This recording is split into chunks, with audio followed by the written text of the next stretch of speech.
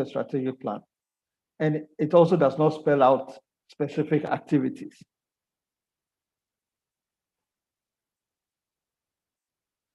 So now, getting an understanding of what a strategic plan is, we can now look at what strategic planning is. The planning is the overall planning to develop a strategy to be able to move ahead. That is the overall planning. And before you get a strategic plan document, you have to go through the planning process. During the process, you will get clarity about what you want to achieve and how you will go about achieving it. You'll be amazed that if you put about 10 people in a room for 2 days, the kinds of things they will come out with. And that is the benefit of putting a team together to develop a strategy.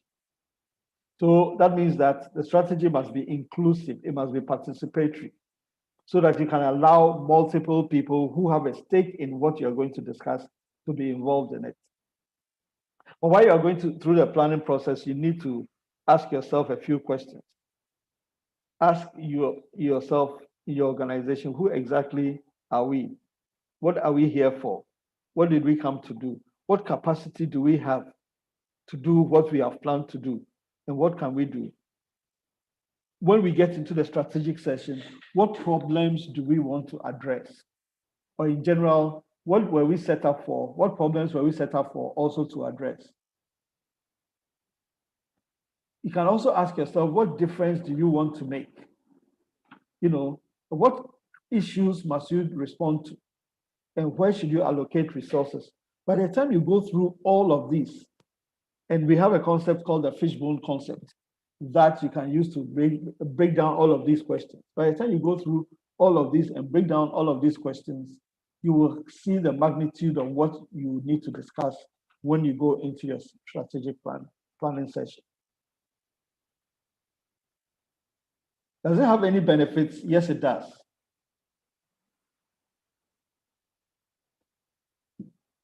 The process will help you to define your mission, your vision, and your values.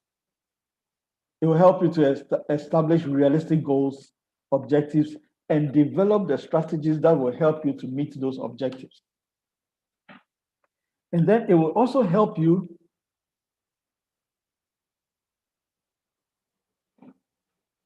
or ensure that you use your resources effectively, provide you a base to measure progress in your organization, because you have determined that these are the 10 things I'm going to do.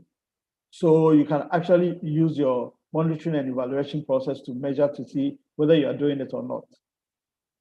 And of course, I mentioned earlier, it helps you to develop a consensus, to build strong teams, and then to help you to solve major problems.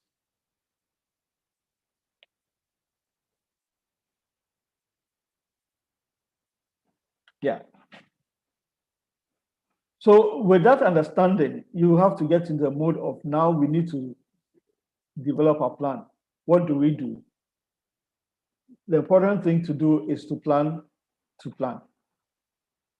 So planning for a strategic planning process is planning to plan. This is because the strategic plan is so important that you cannot do it ad hoc. You cannot go for a Monday meeting and say we are developing our strategy. No, it doesn't work that way. It requires careful planning so that the processes that you need is that you need to put together is thorough and it is comprehensive. Why? Because when you develop a strategic plan, you are actually setting up the parameters for your work in your organization. So this is your whole entire organization. You are actually sitting down to set up the parameters that will make you either succeed or fail. So you can't do it in a 2-hour session in your weekly meeting or something. So you take your time, spend some energy and time, and sometimes some money to be able to put that strategy together. And usually you're developing the strategy for about 2 years, 3 years. In fact, mostly people look at it as a 3-year kind of a cycle or a 5-year cycle. So what does planning to plan mean? What does it require?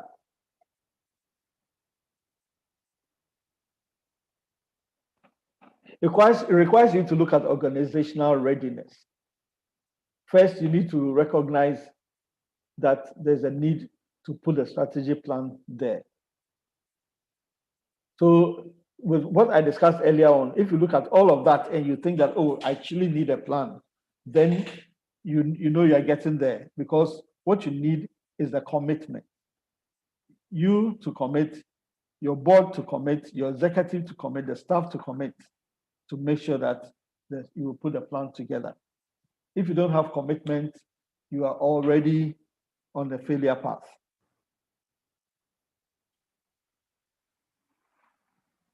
You also need to look at how the timing fits in.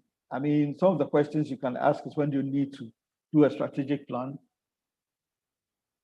The process, how often do you need to do a strategic plan? Then, how often do you need to do a strategic planning process? At what point in your organizational cycle do you need to do a strategic planning process? And how long should a strategic planning process be? When you can answer these questions, then you use that to fit in the timing situation. So when you need to do a strategic planning process, not typically organizations look at, well, we're getting to the end of the year, we need to look ahead to see what we are going to do next year. But most often, like I said, it comes in 2 or 3 year cycles. So you probably start developing a fresh strategy after 2 years or 3 years, or maybe after 5 years. But on a yearly basis, you can do a review of your strategy.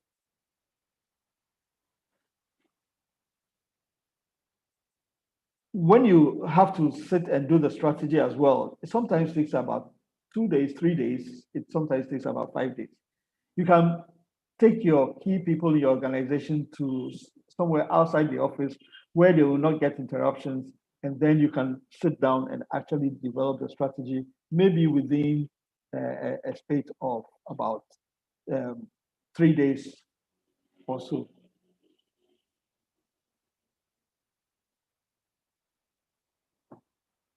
Now, what would you need to make sure that you put the plan in place? You obviously need your board. Since they are committed, they may decide to sit in, and you need your staff. A lot of the time, the board may not even sit in. They want the executive to sit in, and then later on, you present it to the board for them to approve. Then you also need to establish what budget you're going to use to be able to ensure that you can deliver on the strategy. Sometimes you may want to identify a facilitator to lead the process. If you have one locally in your organization, fine. But if you don't, then you may have to find someone externally who will come and help lead the discussion as you go along. And then those who will help to put the plan together, obviously you require internally the board and the staff, and externally, sometimes you need your stakeholders to be present at a certain point. So looking at who to attend, I put up a table that can help you to think through whose effort is required at what stage of the process. So at the planning process, you actually need a management team. And then when you have to understand the context of what you need to do, you can bring all the staff and the board members and help them to understand that. All the staff and board members would also give you input in the vision, the values, the mission discussion, just as they have given you input with regards to understanding the context. This is because when you want to understand the context, sometimes you want to know what is happening on the ground, what is happening on the shop floor. And at that point, if you sitting at the top do not know what is happening on the shop floor, and you do not bring the rest of the staff on board, there will be information that you may be missing. And then again, at the same time, you need particularly the professional staff to be able to review the strengths and weaknesses, your opportunities and threats. I'm saying the professional staff because when you are reviewing strengths and weaknesses, you may not necessarily need all the administration staff and the drivers and things to be involved. And then when you have to discuss strategic options and goals, Also, you need your professional staff and your board members. And when you have to discuss on the organizational structure, you may need input from the rest of the staff as well. So now we are getting into the preparatory work. You need to prepare to get into your strategic planning session. The important tasks for you to consider will be a review of the organization's work. You need to do a deep dive of what you have been doing, how you do it, that is it working, is it not working, and things like that. Have an understanding of your work, and then also have an understanding of the internal function. You may know that this is what you have to do, but you may not even understand how your internally things are actually functioning, especially when you're in a management position. So thinking about your organization, and by the way, this preparatory work, you could actually give it to selected people on the organization to sit and think through so that they can input into the session. You can consider things like what are the important strengths of our organization, what weaknesses are preventing our organization from achieving its vision. So they need to sit down, people need to sit down and think through all of that. And whether they think that, in fact, whether they are clear about the vision, the values, and the mission. You can actually test that number 3 by randomly asking 1 or 2 people what is the vision of the organization and what is the mission. You'll find that a lot of them are stuttering and fluttering because people don't keep that in their minds. But if that is on the forefront of their minds, whatever they do, they will make sure that they are working towards the vision, the values, and the mission. You could also ask what challenges we have failed to meet in the past 2 or 3 years and why we have failed to meet them. So they can think through which challenges that they have failed to meet. What challenges we have met in the past 2 or 3 years and what has helped us to meet them. So whilst you are looking at the failures, you are looking at the successes as well. What are the most important outcomes that you would like to see emerging from the planning process? So at the same time, you are trying to pick out their expectations as well. And then while somebody is saying that these are the things that I think that we should come out with, they should also tell you why they think it is so important. So after you've considered thinking about the organization, you can think about the context as well. And in this context, you can look at what has happened in the last couple of years in the external environment that could affect the work in the organization. And this one is also important because it's also important because the external environment impacts heavily on what you have to do. Let me give you an example. Next month, we are going into election. If you are putting together a strategy around this time, you should consider what typically happens if the incumbent government is successful or if there's a change in government.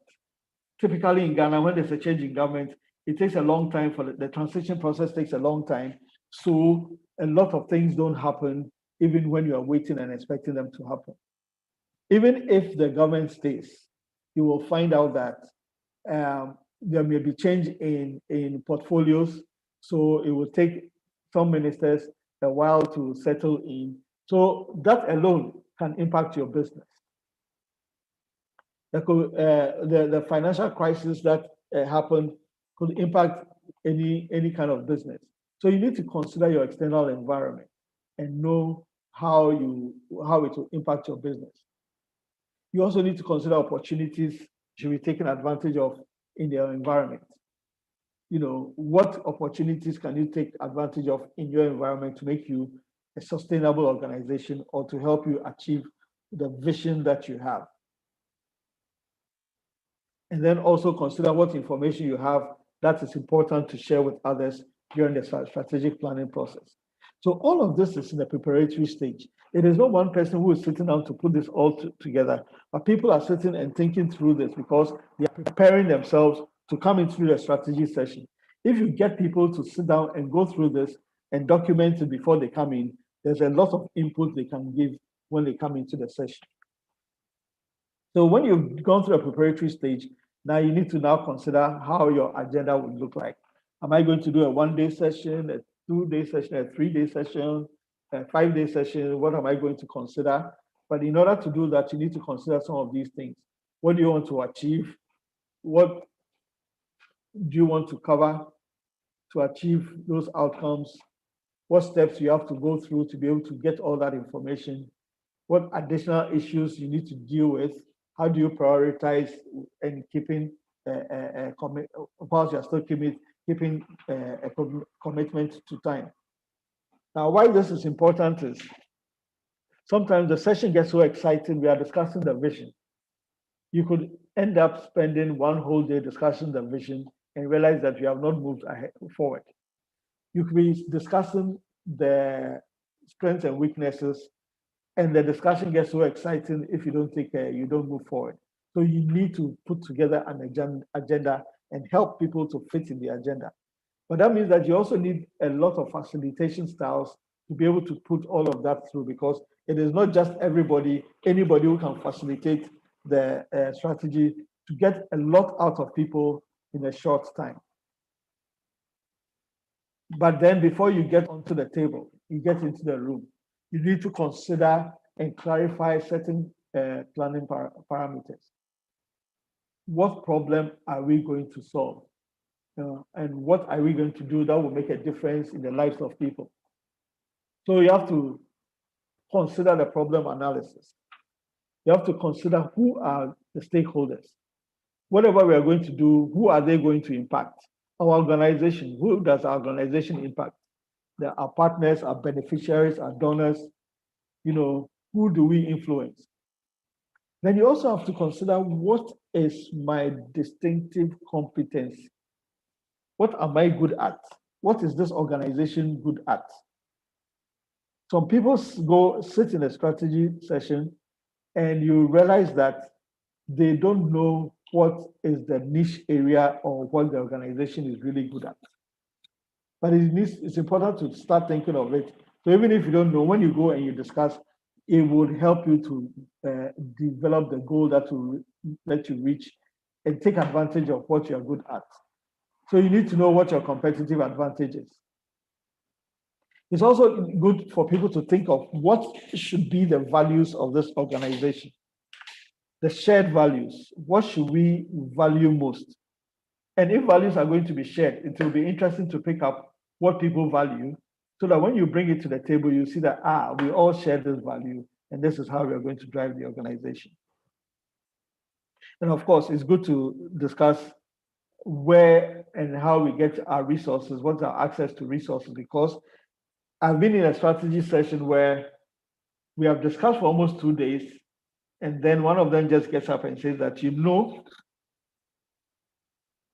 everything we are talking about is good, but we don't have money. We don't know where to find money. If we don't get the money, everything we are saying, we will not get anywhere. It killed the whole situation.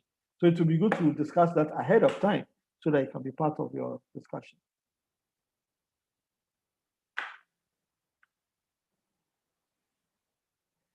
So with all of that, it will be good to identify critical issues that must be addressed by the end of the process. So we are going into a session.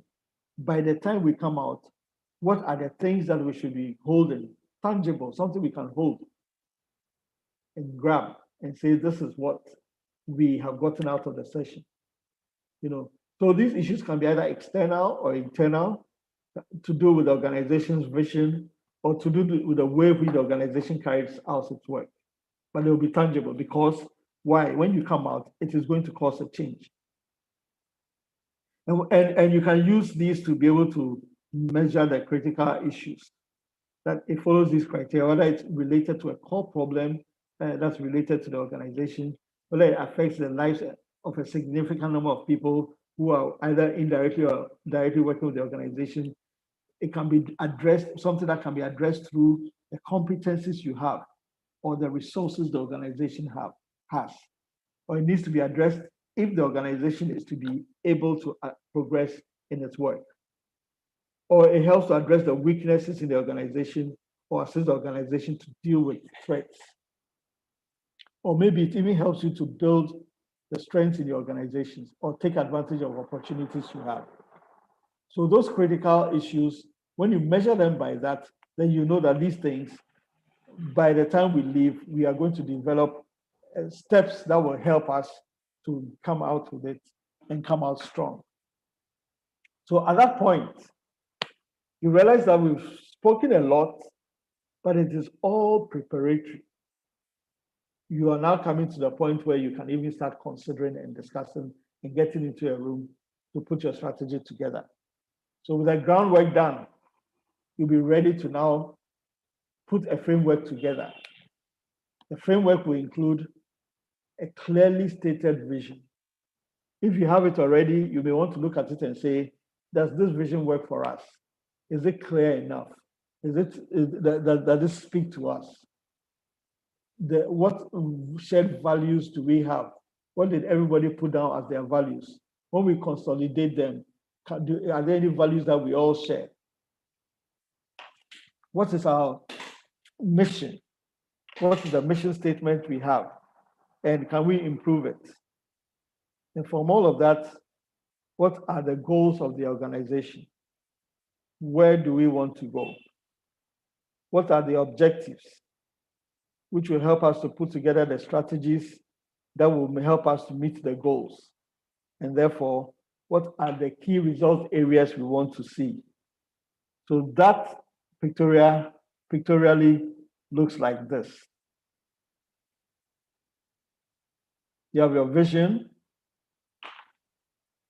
you have your values and your mission.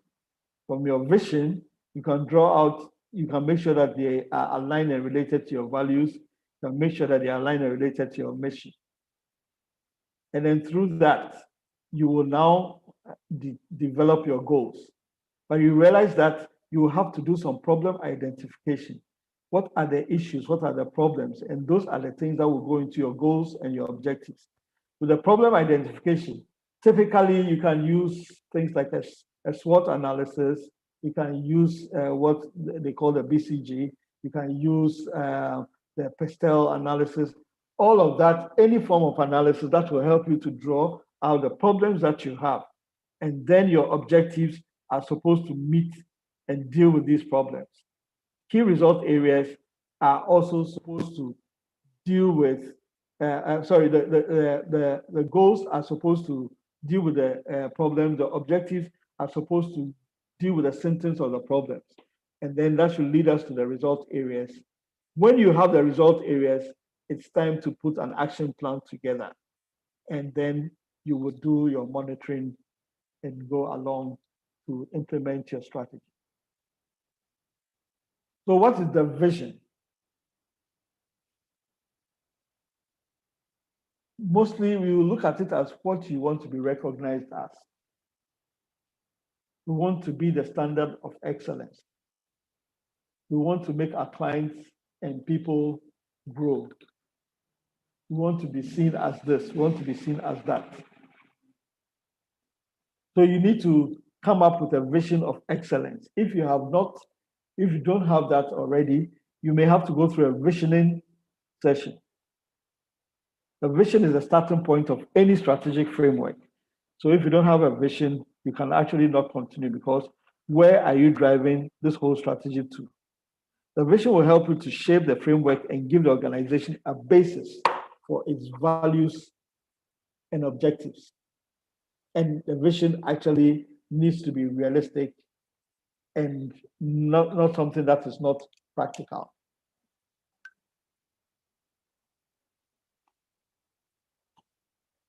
When you have developed your vision, in fact, the best practice will be to look at your values, the shared values, before you even look at the mission.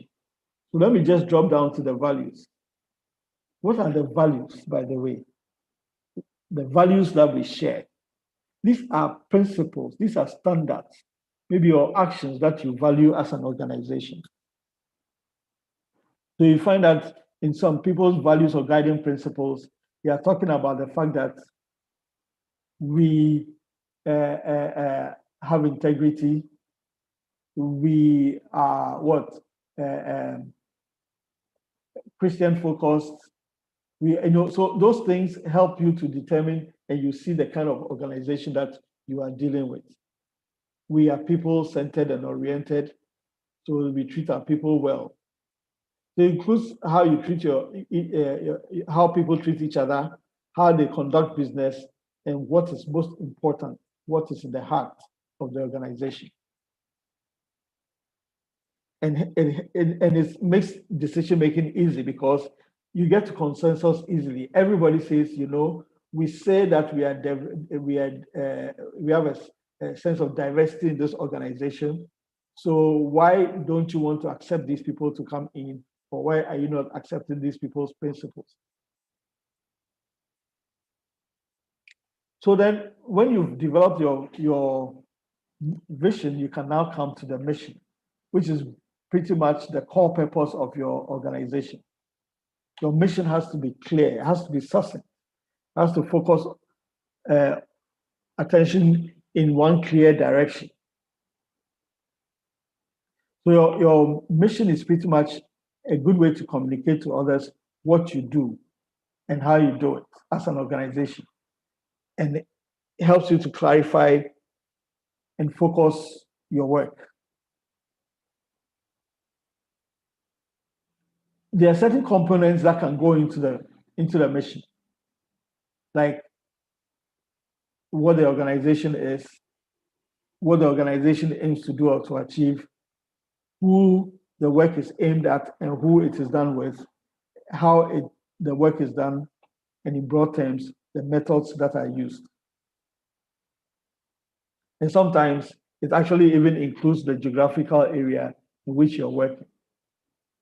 So the mission actually describes what the organization does, who it does it with, and how it does it.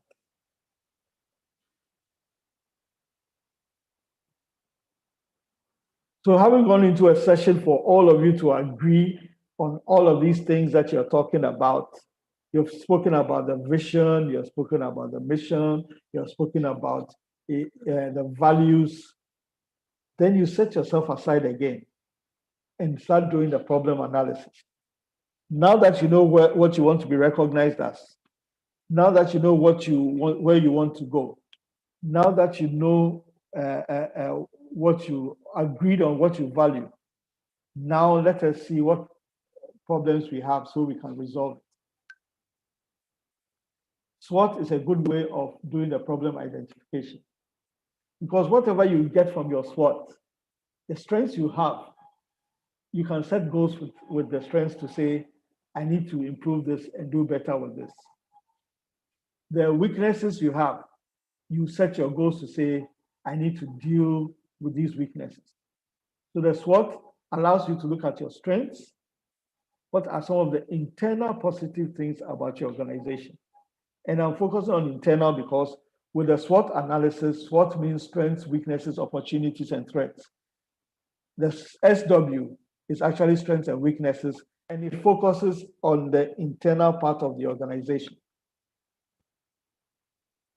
So strengths, you're looking at strengths internally.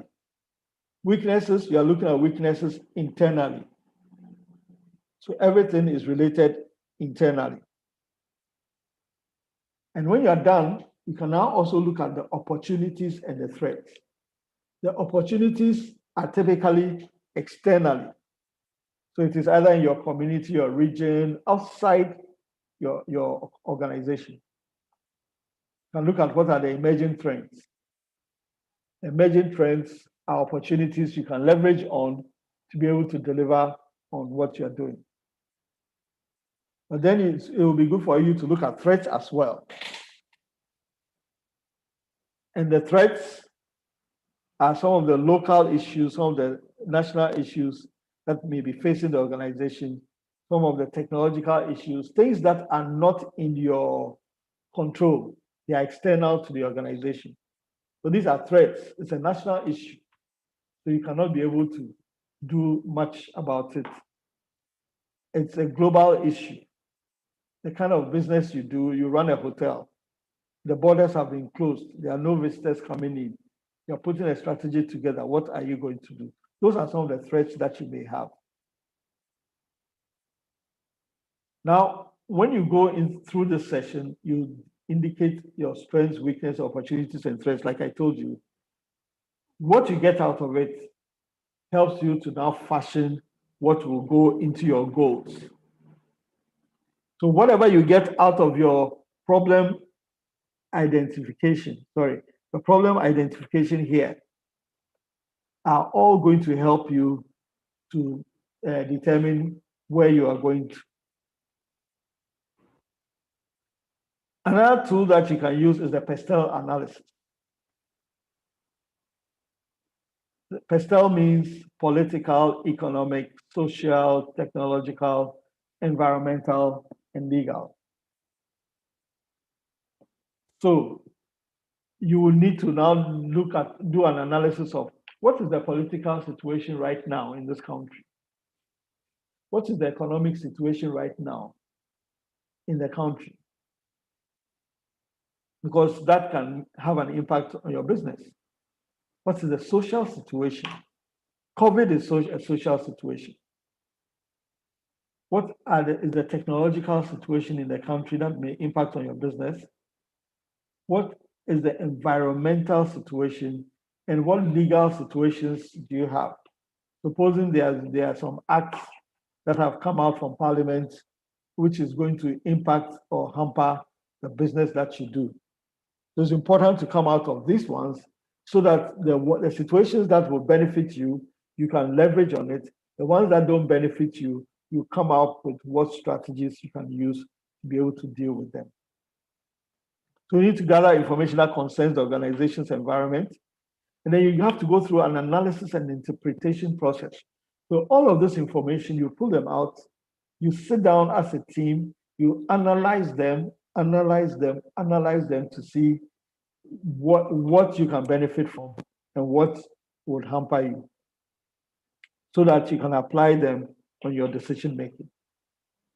Now, there are other tools that you could use. I told you about a BCG. I also told you another one that you can consider is what they call the Porter's 5 forces. You can Google it and check what it does. Porter's 5 forces. All of that helps you to do an assessment towards your final stage of developing your goals. Now you've gotten to a point, you have done your problem analysis, you have a laundry list of things that are the issues or the ones that you can take advantage of. Now you need to turn them into your goals. These are the goals that you want to achieve. By the way, all these goals are probably all moving towards one particular overall goal, which is your big, hairy, audacious goal, they call it. So maybe all of this you're doing is because we want to meet a target of $2 million at the end of the year. So if you have that audacious goal, that hairy, audacious goals, then the discussion about the SWOT, the PESTEL, everything will come in to see what am I going to do to be able to meet those goals. So you'll find that you are now using what you got from the SWOT, etc., to develop these other goals that will meet the big, hairy, audacious goal. The goals can be defined as related benefits which stakeholders will enjoy, or they directly relate to the significant problems that you have identified through your problem analysis.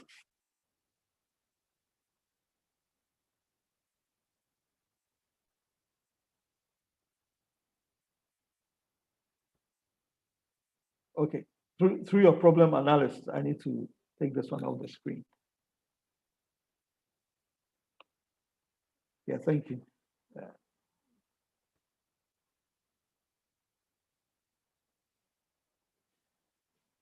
Okay, And then once you have your objectives, then you can set um, the agenda for the organization. I beg your pardon. No, I think it's moved on. Sorry. I was talking about the goals. I said that the goals are directly related to the significant problems you identified in your problem analysis. And it helps you to clarify where you want to go. Because the purpose of a strategy is for you to get to a certain point. So these goals are expected you to get to a certain point. Look, yeah, consider a football match. The whole idea is for you to win. And so your big, hairy, audacious goal is for us to win by a large margin. Then you get to a point where you now break down and say, look, we need to make sure that we win by these three goals. So those will be the other goals, the different goals that we have set. Then your objectives are to be able to use these people who are playing in front of the opponent's goalpost to score those goals. And therefore, how are we going to do that? Then you develop your strategies of the how you're going to do that. And then we use that to make sure that you win. So your goals that you are going to set must be measurable. If you set a goal that is not measurable, nobody can blame anyone for you not succeeding. But they must be measurable so that you can measure and say, we are doing what we said we will do.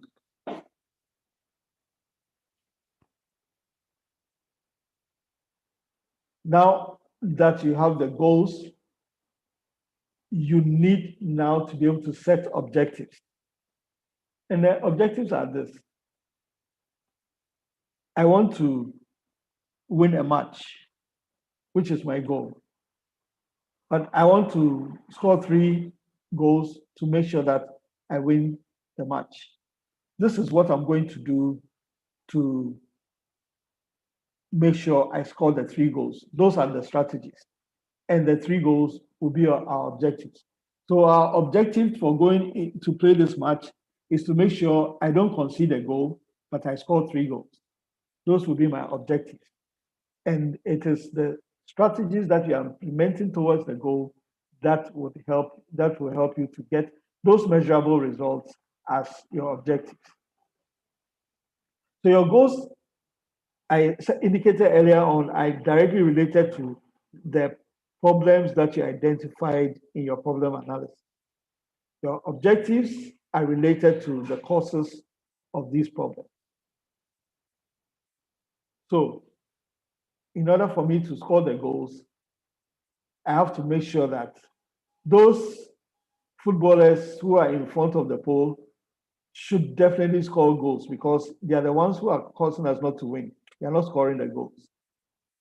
So you see that my objectives are related to those people in front of the goal. And once I say I can make them score the 3 goals, I have actually now been able to develop a strategy that will help them to meet those objectives. So with the objectives that you have set, it has helped you now to set the agenda for the organization. We want to make $2 million at the end of the year or at the end of 5 years. We have been working a while and we have not even made $100,000. You identify the problem and say, well, my goals, we still want to make the $2 million. These are the things that we have to do to make sure we make $2 million. Every department is going to bring in $200,000. So you set up strategies for the departments to bring in those $200,000. And then your agenda is to make sure everyone in the department is working to make sure they bring in the $200,000. So you need strategies to help you achieve each objective. So your strategy is to help them bring in the $200,000. And all of them, if they bring the $200,000 each, it will help you to meet your $2 million. So to achieve your objectives, you need to achieve certain results areas. So every department, you're supposed to bring in $200,000. But you need to be able to sell the work, deliver or sell your product, deliver it, collect the money to be able to meet your $200,000. So what you sell, the process of selling, to make sure that you have sold, to make sure that you have collected the money and put it in the bank, those are your result areas. And that put together helps you to meet your objective of getting your $200,000. Put together helps you to meet your objective of your $2 million, your goal of your $2 million. So these objectives also have to be measurable. After all, it is not one product that you sell to make $200,000. It may be several. So you have to measure it. This week we have sold 10. Next week we have sold 20. Next 2 weeks we will sell about 50. All together will now give you that amount of $200,000. So your goals and objectives should be smart. In fact, a while ago we kept saying that it has to be smart, smart, smart. Now we have added two acronyms to it. It has to be smarter. So it has to be smarter than just being smart. Smart, you know already, is specific, measurable, acceptable or agreeable, realistic, and time bound. But then you can add two more to say it has to be extended so that it doesn't become just small objectives. You have to be able to think large and think far. And then it has to be rewarding. If it is not rewarding, people don't feel like working on it. And since it's people you are working with, you have to consider that it's rewarding for people, it's rewarding for the organization. So I spoke about the key result areas. These are the outputs that are needed to achieve the objectives of the organization. So to achieve your objectives, I know that I have to do these 10 things for me to be able to achieve my $200,000. First, I need to be able to learn how to sell, identify my target market, sell to them, collect the money, bring all of those things. So sold work is a result area. Money collected is a result area. And banking my 200 would now be my result area that culminates into my objective. So result areas, key results are written as output statements to emphasize that as a result of what the organization does, an output this output will be achieved. So when you have done that, basically, if I go back to the frame, you'll find that having gotten to that point, you now need to put an action plan together to make sure that these things you have spoken about is delivered. And the action plan is normally typically referred to as the tactical plan. Now that I have a list of things that I want to do, I have my objectives, I have the results that I want to reach, what am I going to do to get all of that done? And who is going to do it? So you assign tasks to the various people, the board members, the staff members responsible, blah, blah, blah, and make sure that you have actually assigned responsible people and a time frame. You need to indicate timelines for the implementation. You know, all those little things that need to be done are what will culminate for you to implement the plan. And whilst you're at it, you also need to consider the funds that may be required to make sure that your goals and the plan are successful. Now, sometimes change is not necessarily exciting for everyone. You have to find a way to communicate what needs to be done by the people who do it and by the people who will be impacted. So you need to develop your communication plan to say, this is how we are going to communicate this thing that we are doing here, the changes that are going on, this is how it will be delivered, this is how we'll manage the change. And in order to manage the change, you have to consider how you monitor what is going on, how you evaluate whether you are being successful or not. A lot of the time, organizations put a strategy together They come back at the end of the year to review it and see that everything we said we'll do, we have not done, but we have still done several things. I trust that if organizations do about 75 or 80%, 75% of what they discuss in their strategic plan, you'll be successful.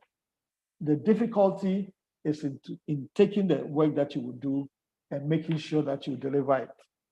So some organizations actually, what do you call it, hire or have a strategy department who are supposed to drive the delivery. But does it also always work? Maybe not, because they become another department, like a project management department. So you need to pay attention to the communication, to monitoring and evaluation, and also to continuous improvement. The fact that we have met this objective doesn't mean that we cannot go and do better. And once you're at it, there are different methods and tools. I've mentioned some to you that helps you, to be able to either develop the plan or even implementing it. One example is appreciative inquiry. It helps you to, it's effective for changing organizational culture. Another one that helps you to change organizational culture is free to grow. And then the appreciative inquiry have a 4D model, which is to discover, that is to do the initial assessment, to dream, and then to design. Destiny is to where you deliver. So basically, most of the models are in that kind of format. Free to Grow has a similar model, also in a similar kind of format. And then you also have open space technology, which actually deals with large groups. Other tools that you can use, definitely you have to know how to manage public meetings, bigger meetings, where you can actually put stuff on the board, facilitate the meeting, get information from those who are attending the meeting, where your stakeholders are, because sometimes even to get information on your environment or to do environmental scan, you need those stakeholders to be there to be able to say, this is exactly what is happening. So how do you manage larger public meetings? Then also, how do you manage focus groups? Because focus group meetings can help you to also identify critical things that are happening in different areas. They might not be internal, they might be external, but they impact your organization. So this is how you get information that will come to be able to help you in what you're going to be developing as a strategy. So focus group sessions are also useful. Then you can also use surveys. I mean, you can use Google survey to do online surveys to, get, crowdsource for information in the community, if I say community, maybe even in the community within which you work, as in your clients, your customers. It can give you information that can help you to determine the direction you're going. And then also, you can also use different levels of research that is already there, the secondary research, and then use, primary research that is actually going to find out from yourself, from your clients, from your staff, information that will be helpful to do your strategy. So we have gone through that tall list of things that I indicated earlier on. I hope I wasn't too fast, and I hope I was able to reach out to you. I would like to give you opportunity to ask any questions that you may have before we get to the end of the program. Thank you very much. Thank you very much, Mr. Martin. Wow, that was a great presentation. You weren't fast. I think the pace was better. And so please, if you have any question, you can unmute yourself and ask.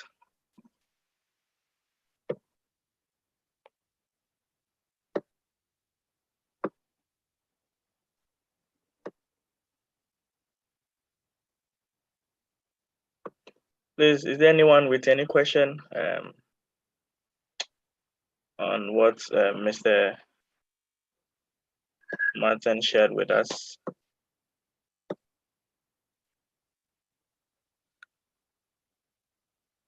Or you can write it if you are at a noisy place or you can write it in the chat box and I'll read it out.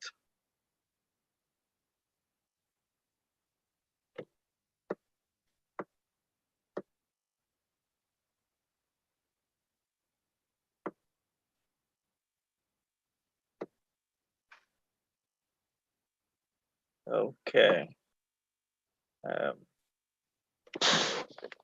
Someone says, thank you for the great presentation. Okay. If you have any question, you can ask. Okay, Mr. Martin, I think you can go ahead. Someone says, I thank you for the insightful thoughts, Mr. Martin. Okay. I think you can. Thank you. Okay, so, well, I guess there are no questions yet. I'm sure through Joshua, if you want to reach out and the questions came much later, and he sends them to me, I will do my best to share them with you. What I will do also is that I will share the presentation with Joshua. So if he deems it fit, he will make sure that you have a copy of it. And I'll make myself available if you need to ask any further questions. Thank you so much. You're welcome. Yeah.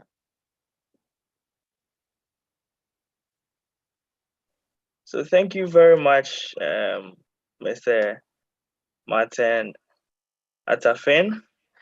Those who join in later, he's a managing partner for Africa Consult, and he has quite a lot of experience in strategy, formation, and implementation. He worked with Deloitte for almost 20 or over 20 years, both in Africa, East Africa, and around the globe. And it was great having you on, Mr. Martin, and this has really been insightful.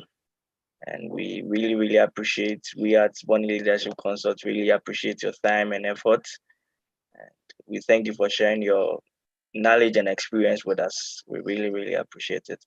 Thank you all too for joining in for our webinar today. Our next webinar will be on 4th December with Mr. Samuel Enyim. He's a legal consultant and also John C. Maxwell certified coach, and he'll be talking on leadership and character. So I want you all to take notes and sign up when it's time. The videos will also be made available. I'll send it to our mail so as we can go back and listen to it again, because these were really good stuff. And I believe that as we are in a season that we really have to plan strategically, because things keep changing and at a faster rate. And if you don't strategize, you might be out of business soon. It's so pathetic that in Africa, most organizations do not last after 2 generations. So it's about time we start doing something to change some of those things. So thank you all very much for joining in, and we'll meet again on the 4th December. Have a great day. Thank you, Mr. Martin Atta Fynn, again. You're most welcome, Joshua. All right. Bye to everyone. Bye.